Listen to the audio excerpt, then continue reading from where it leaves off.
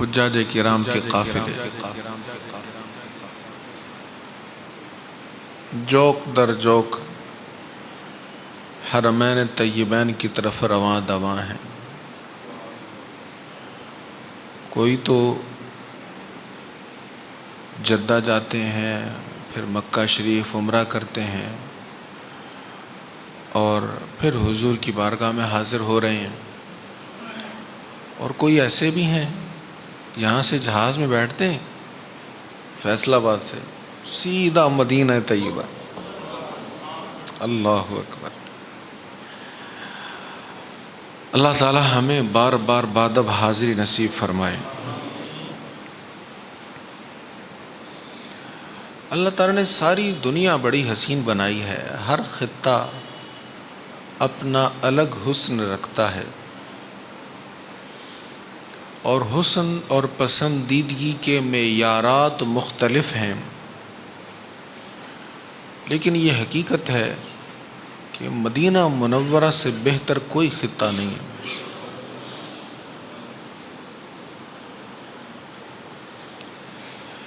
حضرت سعد رضی اللہ تعالیٰ عنہ روایت کرتے ہیں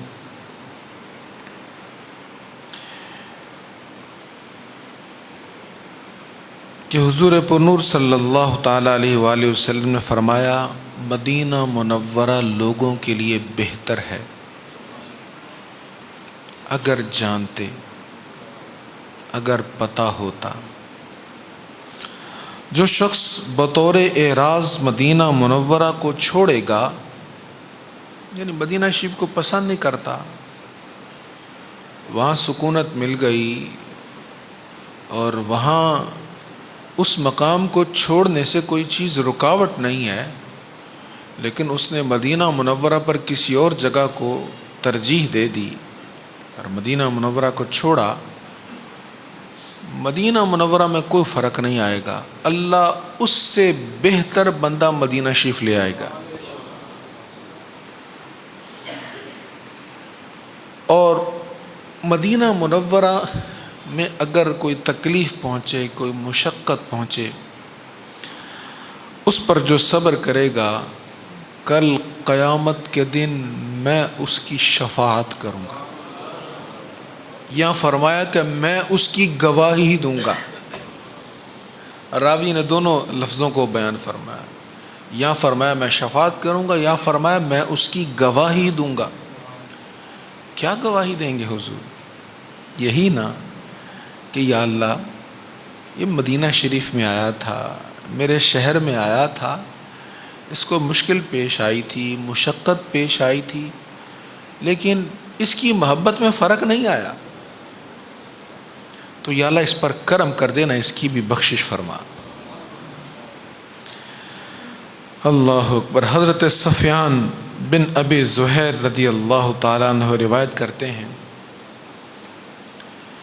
کہ رسول اللہ صلی اللہ تعالیٰ علیہ وآلہ وسلم نے فرمایا کہ جب یمن فتح ہوگا نا، تو کچھ لوگ اپنے اہل و عیال کو، اپنے خدام کو لے کر یمن کی طرف چلے جائیں گے، لیکن کاش کہ انہیں پتہ ہوتا کہ مدینہ ہی بہتر تھا۔ پھر فرمایا شام فتح ہوگا، کچھ لوگ اپنے اہل و عیال کو لیں گے، شام چلے جائیں گے، کاش کہ انہیں پتہ ہوتا مدینہ منورہ ہی بہتر تھا۔ پھر فرمایا عراق فتح ہوگا، سرکار کریم علیہ السلام کو تو سب پتہ ہے کیا کیا ہونا ہے، کیا کیا ہونے والا ہے۔ فرمایا عراق فتح ہوگا، کچھ لوگ اپنے اہل و عیال کو، اپنے خدام کو، اپنے غلاموں کو لیں گے اور عراق میں چلے جائیں گے۔ فرمایا کاش کہ انہیں پتہ ہوتا کہ مدینہ منورہ ہی ان کے لیے بہتر ہے۔ حضرت حمزہ رضی اللہ تعالیٰ عنہ کی شہادت اور ان کی تدفین کا تذکرہ آپ شوار المکرم میں سماعت فرما چکے ہیں۔ حضرت اسید سعدی رضی اللہ تعالیٰ عنہ روایت کرتے ہیں کہ جب حضرت حمزہ کے کفن کی چادر چھوٹی تھی اور غربت کا یہ عالم تھا کہ پاؤں مبارک جو ہے وہ گھاس رکھ کر چھپائے گئے، تو صحابہ کرام غمگین تو تھے ہی، لیکن یہ کیفیت دیکھ کر ضبط نہ رہا، صحابہ اور رونے لگ گئے کہ سید الشہداء حضرت حمزہ کے لیے بھی چادر نہیں ہے ہمارے پاس، کیسی غربت ہے، وہ رونے لگ گئے۔ حضور پر نور صلی اللہ تعالیٰ علیہ وآلہ وسلم نے دیکھا صحابہ رو رہے ہیں، سرکار کریم علیہ السلام نے صحابہ کی طرف دیکھ کر فرمایا سنو، ایک وقت ایسا آئے گا سرسبز و شاداب ممالک اور شہر مسلمانوں کے ہوں گے،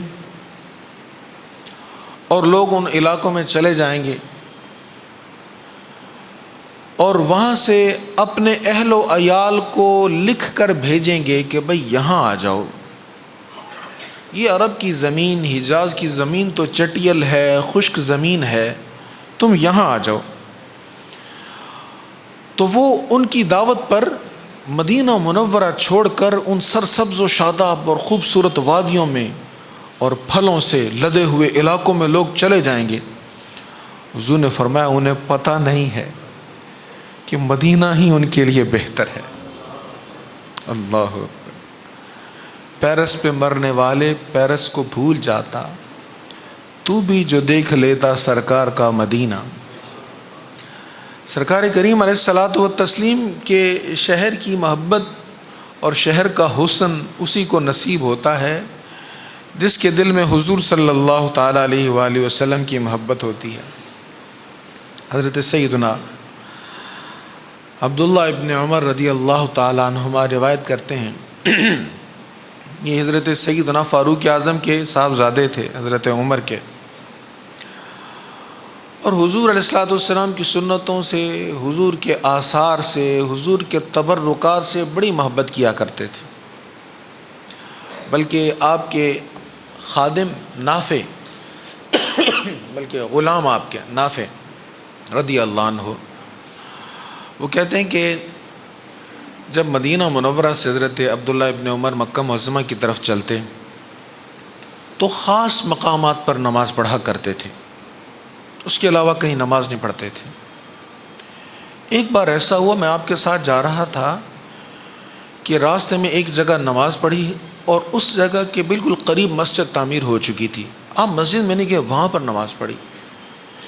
میں نے پوچھا حضور یہ خاص مقامات میں کیا بات ہے، آپ یہیں بھی نماز پڑھتے ہیں اور آپ نے اس مقام کی خاطر تو مسجد کو بھی چھوڑ دیا؟ فرمایا کہ یہ وہ مقام ہے جہاں میرے مصطفیٰ نے پڑاؤ کیا تھا۔ مکہ معظمہ جاتے ہوئے حضور یہاں ٹھہرے تھے، حضور نے نماز پڑھی تھی، تو میں تو حضور کے نقش قدم کو تلاش کرتا ہوں۔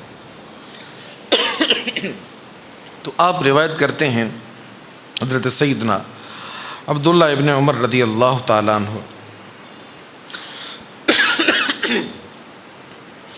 کہ نبی کریم صلی اللہ تعالیٰ علیہ وآلہ وسلم نے فرمایا جو شخص مدینہ منورہ میں مر سکتا ہو اس کو چاہیے کہ مر جائے۔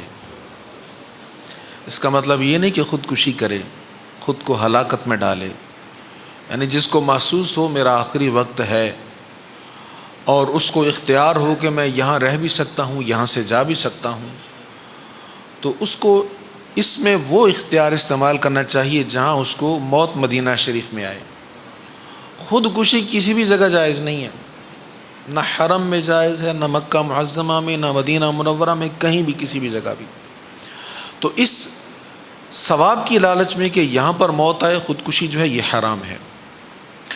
تو حضور پنور صلی اللہ علیہ وسلم نے فرمایا جس کے لیے یہ ممکن ہو، جو مدینہ منورہ میں مر سکتا ہو، اس کو چاہیے کہ یہاں مر جائے، کل قیامت کے دن میں اس کی شفاعت کروں گا۔ حضرت سیدنا ابو ہریرہ رضی اللہ تعالیٰ عنہ روایت کرتے ہیں نبی کریم صلی اللہ تعالیٰ علیہ وآلہ وسلم نے جب ہجرت فرمائی اور ہجرت کا حکم ہوا تو آپ نے فرمایا کہ مجھے ایک ایسی بستی کی طرف ہجرت کا حکم ہوا ہے جو تمام بستیوں کو کھا جائے گی، کھا جائے گی کا مطلب تمام بستیوں پر غالب آ جائے گی۔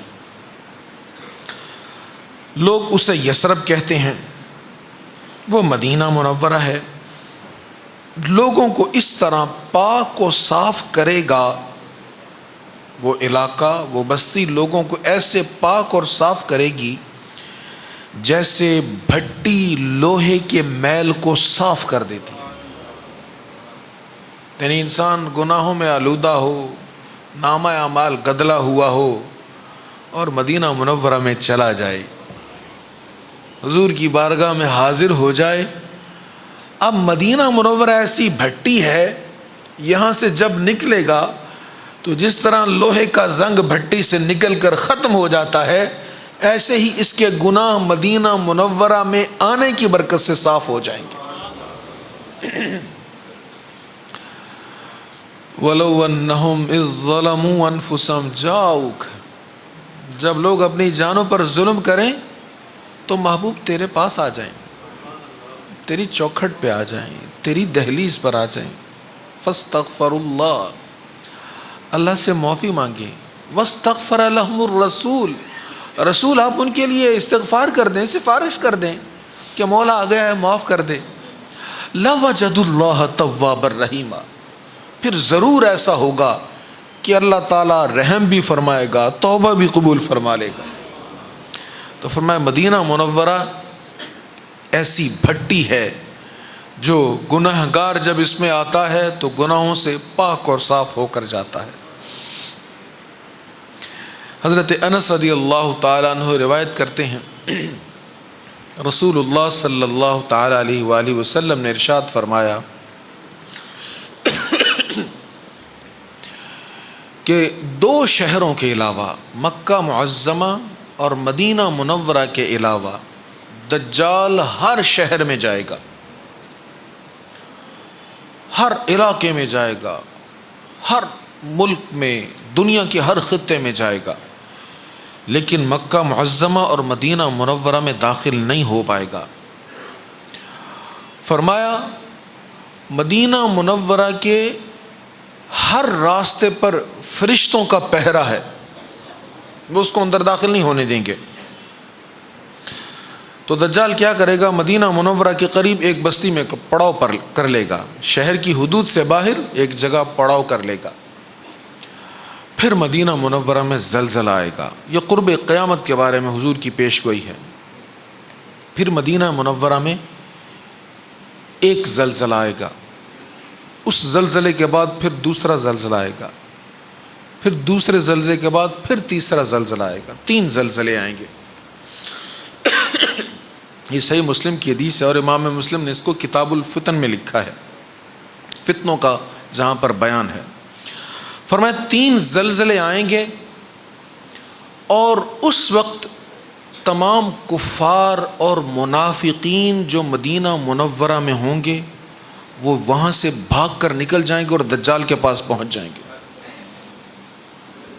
اس وقت یہ قرب قیامت میں ہوگا، کفار و منافقین وہاں سے نکل جائیں گے اور دجال کے پاس پہنچ جائیں گے جو مدینہ منورہ کے قریب ہوگا، اور مدینہ منورہ میں خالص مومنین اور مسلمان رہ جائیں گے۔ تو اس سے معلوم ہوا کہ قرب قیامت کی اس علامت تک چھپ چھپا کر یا کسی طرح کوئی کافر، کوئی منافق وہاں پر رہ سکتا ہے، یہ بعید از قیاس نہیں ہے۔ لیکن قرب قیامت میں وہاں پر صرف ایمان والے ہی ہوں گے۔ ایک جگہ پر حضور علیہ السلام نے فرمایا نا کہ جیسے سانپ اپنے بل میں گھس جاتا ہے اور وہاں پر پہنچ جاتا ہے، ایسے ہی ایمان سارا سمٹ کر مدینہ منورہ آ جائے گا، ایمان والے سمٹ کر وہاں پہنچ جائیں گے۔ حضرت سیدنا عبداللہ ابن عمر رضی اللہ تعالیٰ عنہ روایت کرتے ہیں کہ جو میری قبر کی زیارت کے لیے آیا اس کے لیے میری شفاعت واجب ہے۔ کچھ لوگ یہ سمجھتے ہیں کہ حج تو مکمل ہو گیا ہے، شارٹ ٹائم کے لیے میں اسپیشل پیکیج لے کر آیا تھا، اب یہیں سے واپس چلا جاتا ہوں، حج تو ہو گیا ہے۔ تو واقعی حج تو ہو گیا ہے، حج تو مکمل ہو گیا، لیکن حضور کی بارگاہ کی حاضری نہیں ہوئی. تو اس طرح کی جو احادیث ہیں ان کو سامنے رکھتے ہوئے علماء نے یہ ضابطہ اور اصول بیان کیا ہے. کہتے یہ ایسے ہی ہے جیسے آپ نے سارے پیپرز کمپلیٹ کر لیے ہیں, فائل آپ کی مکمل ہے اور اس پر سٹیمپ رہ گئی ہے. آپ نے طواف بھی کر لیا, صفا مروہ کے چکر بھی لگا لیے, حجر اسود کے استلام اور بوسے بھی کر لیے, اور منا, عرفہ, مزدلفہ سارے ارکان جمرات پر بھی چلے گئے, سب کچھ کر لیا. آپ کے حج کی ساری فائل مکمل ہے. اب قبولیت کی سٹیمپ مدینہ منورہ سے لگنی, جس کے لیے اللہ کا حکم ہے جاؤ میرے مصطفیٰ کے در پر, سارے گناہ معاف ہو جائیں گے تمہارے اگر حضور تمہاری سفارش کر دیں. تو فرمایا من زار قبری وجبت لہ شفاعتی, جس نے میری قبر کی زیارت کی اس کے لیے میری شفاعت واجب ہو گئی, میں ضرور اس کی شفاعت کروں گا. مسئلہ ذہن نشین کر لیں کہ قبر انور کی زیارت اب ممکن نہیں ہے. جب موادہ شریف پر ہم حاضر ہوتے ہیں تو سامنے جالیاں ہیں اور جالیوں کے پیچھے دیوار ہے اور دیوار کے پیچھے قبر ہے, تو قبر انور کی زیارت ممکن نہیں. تو علماء نے فرمایا اس حدیث پر عمل کیسے ہوگا؟ حضور کی جالیوں کی ادب سے زیارت کر لو یا حضور کے روضہ انور کی زیارت کر لو, اب وہی قبر کی نشانی ہے. اور ایک مقام پر حضور پرنور صلی اللہ تعالیٰ علیہ وآلہ وسلم نے فرمایا, اس کے راوی بھی حضرت عبداللہ ابن عمر ہیں, آپ نے فرمایا جو میری قبر انور کی زیارت کے لیے آیا اور کوئی کام نہیں تھا, اور کوئی کام نہیں تھا, میری قبر انور کی زیارت کے لیے آیا, مجھ پر حق ہے کہ میں ضرور قیامت کے دن اس کی شفاعت کروں کہ مولا یہ تو آیا ہی میرے لیے تھا, اتنا سفر کر کے کہاں کہاں سے چل کے آیا لیکن میرے پاس ہی آیا تھا. اسی لیے سیدی اعلیٰ حضرت نے بڑا پیارا اصول اس شعر میں انہوں نے بیان کیا ہے. کہتے ان کے طفیل حج بھی خدا نے کرا دیے, حج بھی ضرور کرو, عمرہ بھی کرو, لیکن نیت یہ لے کر جاؤ میں نے حضور کے پاس جانا ہے, گناہ بخشوانے ہیں, شفاعت کی التجا کرنی ہے. ان کے طفیل حج بھی خدا نے کرا دیے, اصل مراد حاضری اس پاک در کی ہے. اصل مراد یہ ہے کہ بارگاہ مصطفیٰ میں حاضر ہو جاؤ, حضور سے اپنا تعلق مضبوط کر لو. اور حضرت عبداللہ ابن عمر سے ہی روایت ہے کہ حضور علیہ الصلوۃ والسلام نے فرمایا جس نے حج کیا اور پھر میری قبر کی زیارت کی وہ ایسا ہی ہے جیسے میری زندگی میں, میری حیات میں اس نے میری زیارت کی. اب تابعین, تبع تابعین, یہ سب لوگ اس بات کو کتنا مچلتے رہے, کاش ہم حضور کے دور میں ہوتے. عرب کے ایک رائٹر, ان کی تحریر میں کچھ عرصہ پہلے میں نے پڑھی, اس میں ایک تابعی کا ذکر ہے کہ تابعین میں کتنی اس بات کی تڑپ تھی کہ کاش ہم نے حضور کو دیکھا ہوتا. تابعی وہ ہوتا ہے جس نے صحابی کی زیارت کی ہو حالت ایمان میں. وہ بڑا مچلتے تھے, تڑپتے تھے, کاش میں نے حضور کو دیکھا ہوتا. ایک دن سوئے تو نصیب جاگ گیا, حضور علیہ الصلوۃ والسلام کی زیارت ہو گئی. اب حضور کی جب زیارت ہوئی بڑے خوش ہوئے, سحری کا وقت تھا, اسی وقت اٹھے اور مزار پر انوار کی طرف دوڑ لگا دی, بھاگنے لگے. اب اندھیرا تھا, گر گئے, چوٹیں آ گئیں. لوگوں نے پکڑا, معالج کے پاس لے گئے, کہنے لگے نہیں یار یہ میرے زخم ایسے ہی رہنے دو, اس درد میں جو مزہ ہے نا تمہیں بیان نہیں کر سکتا. حضور کے رستے میں جا رہا تھا, حضور کی خواہش میں, حضور کے ملنے کی تڑپ میں جا رہا تھا نا, اس لیے ان ساری چوٹوں کا مزہ میں تازہ رکھنا چاہتا ہوں, میری دوائی نہ لگاؤ یہاں پر. جس کو ہو درد کا مزہ ناز دوا اٹھائے کیوں, جان ہے عشق مصطفیٰ روز فزوں کرے خدا. جس کو ہو درد کا مزہ ناز دوا اٹھائے کیوں. حضور پرور صلی اللہ تعالیٰ علیہ وآلہ وسلم نے فرمایا, حضرت عمر رضی اللہ تعالیٰ نے اس حدیث کی راوی ہیں، آپ نے فرمایا کہ جس نے حج کیا اور میری زیارت نہ کی اس نے میرے ساتھ جفا کی ہے، بے وفائی کی ہے اس نے، کہ حج کر لیا اور میری زیارت کے لیے نہ آیا۔ مختصراً کچھ حاضری کے آداب عرض کرتا چلوں۔ مدینہ منورہ جب حاضری ہو اور مدینہ منورہ کی طرف جب سفر کا آغاز ہو تو اس سفر میں درود و سلام کی کثرت ہونی چاہیے، درود و سلام پڑھتے ہوئے یہ سفر ہونا چاہیے، گپ شپ لغویات وغیرہ نہیں ہونے چاہیے۔ جیسے جیسے مدینہ منورہ قریب آتا جائے ویسے ویسے کیفیتیں بڑھتی جانی چاہیے۔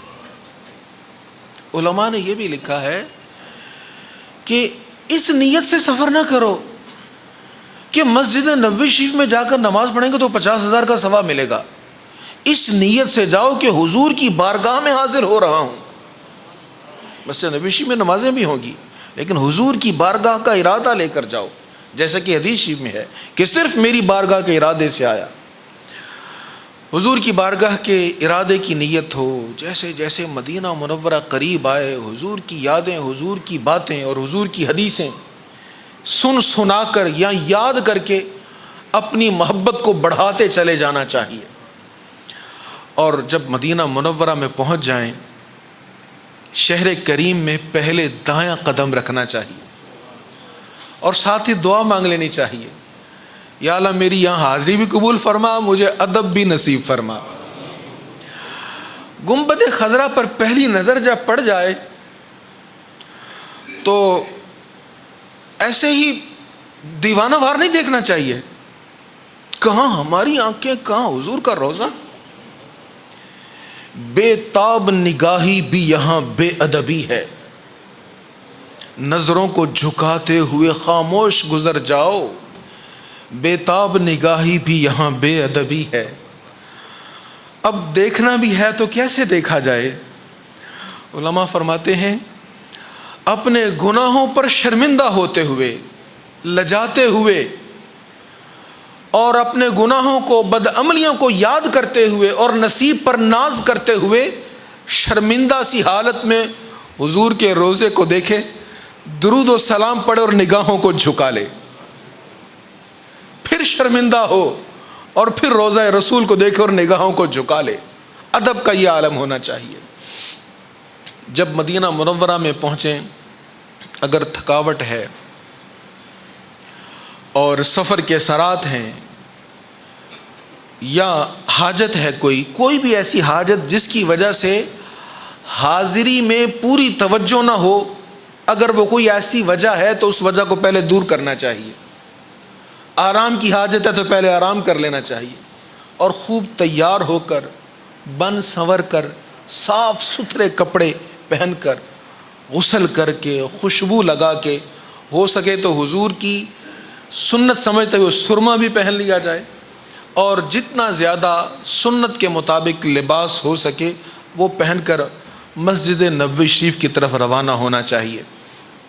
مسجد نبوی شریف میں دایاں قدم رکھتے ہوئے نیت کر لینی چاہیے مسجد میں داخل ہونے کی، اعتکاف کی بھی نیت کر لینی چاہیے۔ اور ادب کا تقاضا یہ ہے کہ مسجد کے نقش و نگار کی طرف نگاہیں یہاں بھی نہ دوڑائی جائیں، یہاں بھی نگاہیں جھکی رہیں، یہاں بھی ادب ملحوظ رہے، درود و سلام کی کثرت زیادہ ہو اور یہ دل میں خیال رہے کہ کہاں میں گنہگار سیاہ کار، کہاں حضور کا حرم، میرے گندے قدم اور ان کا حرم۔ حضور کے حرم میں آ گیا، حضور کی مسجد میں گنہگار آ گیا۔ سرکار کریم علیہ الصلاۃ والتسلیم کی بارگاہ کی طرف حاضری کے لیے نظروں جھکا کر جانا چاہیے۔ یہ محبت نہیں ہے، یہ دھوکہ ہے جو ہم سیلفیاں بناتے پھر رہے ہوتے ہیں۔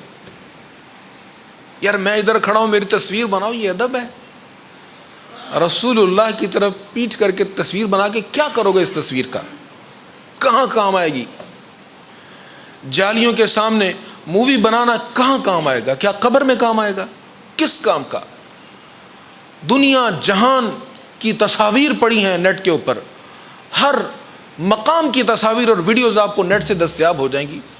تو یہ قیمتی لمحات ہیں، ان کو کیمرے کے نظر نہیں کر دینا چاہیے، بڑے ادب سے جانا چاہیے.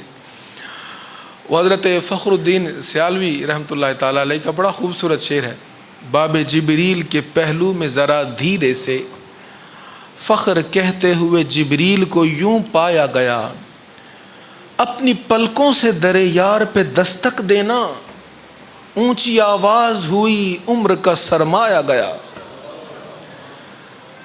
حضور علیہ السلام کی مسجد مبارکہ ہے، دو شخص اونچی آواز میں بات کر رہے تھے. سیدنا فاروق اعظم کا دور خلافت ہے، چھوٹے سے پتھر اٹھائے، ان کو مار کے اشارے سے بلایا، کہاں سے آئے ہو؟ جی فلاں علاقے سے. فرمایا اگر مدینہ منورہ کے ہوتے تمہیں کوڑے مارتا کہ حضور کی مسجد میں اونچی آواز سے باتیں کر رہے. تو حضور کی مسجد ہے، حضور کا حرم ہے، بڑے ادب سے جانا چاہیے. اور جب جالیوں کے سامنے حاضری ہو جائے، مواجہ شریف کے سامنے حاضری کا موقع مل جائے، اب یاد کرنا چاہیے کہ میرے کیسے عمل تھے، میرے کیسے کرتوت تھے، کتنی نافرمانیاں کی میں نے مصطفیٰ کریم علیہ السلام کی، کہاں کہاں حضور کے حکموں کو ٹھکرایا، پھر بھی کریم نے کرم کیا، اپنے در پہ بلایا، پھر بھی کرم کیا، یہاں حاضری کا موقع دے دیا. اور یہ بڑی بے ادبی ہے جو لوگ کوشش کرتے جالیوں کو ہاتھ لگانے کی. کیا اس لائق ہیں کہ جالیوں کو ہاتھ لگائیں؟ اس لائق بھی نہیں ہے کہ سوراخوں میں سے جھانک جھانک کر دیکھیں. کونین کے دولہ کی بارگاہ میں بیٹھے ہو، شاہوں کے شاہ کی بارگاہ میں حاضر ہو. علامہ ابن حمام اور علامہ قسطلانی علیہ الرحمہ فرماتے ہیں کہ حضور کی وفات اور حیات میں فرق نہ رکھو. یہ مت سمجھو کہ تم کسی قبر پر آئے ہو اور یہاں پر کوئی زندہ نہیں ہے. حضور جیسے زندگی میں ہر شے کا مشاہدہ کر رہے ہیں، ایسے ہی اب بھی مشاہدہ کر رہے ہیں. علامہ قسطلانی کی پوری عبارت ہے اور آپ نے ڈیٹیل کے ساتھ لکھا. آپ نے فرمایا سرکار کریم علیہ السلام تمہارے ظاہری حلیوں کو بھی دیکھ رہے ہیں، تمہارے ظاہری حلیوں کو بھی دیکھ رہے ہیں، تمہارے ارادے کو بھی دیکھ رہے ہیں، تمہاری نیتوں کو بھی جان رہے ہیں. پتہ ہے کون کہاں سے کس حال میں آیا ہے، حضور کو سب خبر ہے. لہٰذا ادب سے نگاہیں جھکا کر کہو السلام علیک یا رسول اللہ، السلام علیک ایھا النبی ورحمۃ اللہ، کہنے کے بعد السلام علیک یا رسول اللہ، السلام علیک یا شفیع المذنبین، اے گنہگاروں کی شفاعت کرنے والے آپ پر سلام ہو. السلام علیک یا خیر خلق اللہ، اے اللہ کی مخلوق میں سب سے بہتر آپ پر سلام ہو.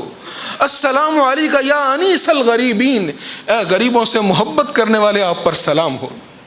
حضور کو سلام پیش کرنے کے بعد اسألک الشفاعۃ یا رسول اللہ کہنا چاہیے. جنہوں نے سلام کہا تھا ان کا سلام پیش کر دیں اور امت محمدیہ کے لیے شفاعت کی درخواست کر دیں کہ سرکار سب کی شفاعت کر دیں. بس ادب سے جتنی حاضری ہو جائے وہی ٹھیک ہے. اب رش ہو، پیچھے لوگوں کا ہجوم ہو، دھکے لگ رہے ہوں، ہم وہیں پر کھڑے رہیں، یہ بھی ادب کے خلاف ہے. جتنا ٹائم آسانی سے میسر آ جائے اتنی حاضری دی جائے. پھر سیدنا صدیق اکبر رضی اللہ تعالیٰ عنہ کی بارگاہ میں سلام کیا جائے، پیش کیا جائے. سیدنا فاروق اعظم رضی اللہ تعالیٰ عنہ کی بارگاہ میں سلام پیش کیا جائے اور ادب سے وہاں سے رخصت ہویا جائے. مسجد قباء شریف میں 2 نفل پڑھنا، گھر سے وضو کر کے جائیں، یہاں یہ شرط ہے. حضور علیہ السلام نے فرمایا جو وضو کر کے جائے اور مسجد قباء میں 2 نفل پڑھے اسے عمرے کا ثواب ملے گا. اسی طرح احد شریف بھی ضرور جانا چاہیے. سرکار کریم علیہ الصلاۃ والتسلیم احد میں شہدائے احد کے ہاں تشریف لے جایا کرتے تھے. حضور علیہ السلام کے محبوب چچا سید الشہداء امیر حمزہ بھی وہیں پر مدفون ہیں. مدینہ منورہ میں مسجد نبوی شریف کے بعد تو سب سے بڑا مرتبہ بقیع شریف کا ہے. وہاں 10,000 صحابہ کرام علیہم الرضوان ہیں، وہاں بھی سلام پیش کرنا چاہیے. اہل بیت اطہار ہیں، ازواج مطہرات ہیں، روز موقع مل جائے تو سلام پیش کرنا چاہیے. اور اگر بقیع شریف کے اندر جائیں تو یہ پوری معلومات کر کے جائیں ہمارا پاؤں کسی ایسی جگہ پر نہ آئے جہاں کسی صحابی کا مزار ہے. کوئی ایسی جگہ جہاں کسی صحابی کا مزار تھا اس کے اوپر ہمارا پاؤں نہیں آنا چاہیے. ویسے بھی کسی مسلمان کی قبر پر پاؤں نہیں رکھنا چاہیے. یہ تو صحابہ کرام علیہم الرضوان ہیں. تو یہاں بھی ایصال ثواب کا نذرانہ پیش کرنا چاہیے. بقیع شریف میں حاضر ہونے کے علاوہ قباء اور احد شریف کی حاضری ہونی چاہیے. اور گنہگار سیاہکار نالائق کے لیے بھی دعا کر دیا کریں جو جائیں. میں بھی انشاءاللہ آپ سب کے لیے دعا کروں گا جب حاضری ہوگی. اللہ تعالی ہم سب کو حرمین طیبین کی با ادب حاضری نصیب فرمائے. وما علی الا البلاغ.